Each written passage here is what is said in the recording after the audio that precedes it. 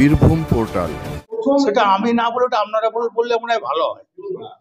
আমি না বলে ওটা যদি আপনারা দয়া করে বলেন, হ্যাঁ আপনারা একটু বিজেপি গান বেশি গান তো, একবার মমতা ব্যানার্জি গানটা গান।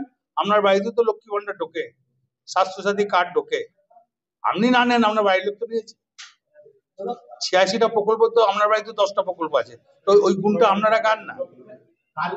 কালকে আপনারা কিন্তু নির্বাচন কমিশন সেটা ভুল মেনেছে। যাক, আমি তবে মহারাষ্ট্র ধরতে পারে নাই, দিল্লি ধরতে পারে নাই, মমতা ব্যানার্জি ধরেছে, তারপরে কি টনক নড়েছে।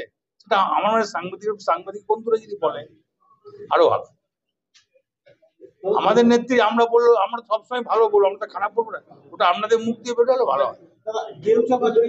দেউজবাজি আপনারাই তো এক জায়গায় বসছেন, এও থাকছে, কি উল্টো পাল্টা করছেন, লাভ আছে? একটা ভালো শিল্পকে নষ্ট করে দিয়ে। ওখানে তো 50,000 টাকা জমির বিঘে 13 লাখ টাকা বিঘে দিচ্ছে।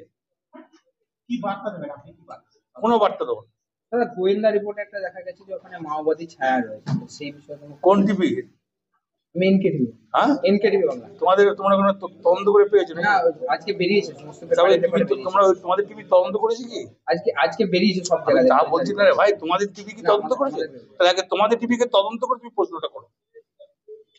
কিছু জনের প্ররোচনায় কি এটা ঘটছে? ভাই উন্নয়ন ওদের স্বার্থরা, উন্নয়নের স্বার্থে ওরাই পুঁতেছিল, ওরাই তুলেছে। কে বলে যায়নি? আমি তো কালকেও গেছিলাম, পরশু গেছিলাম, সেটাই বলতো না। ও মমতা ব্যানার্জি উন্নয়নের জন্য মমতা ব্যানার্জি করেছে।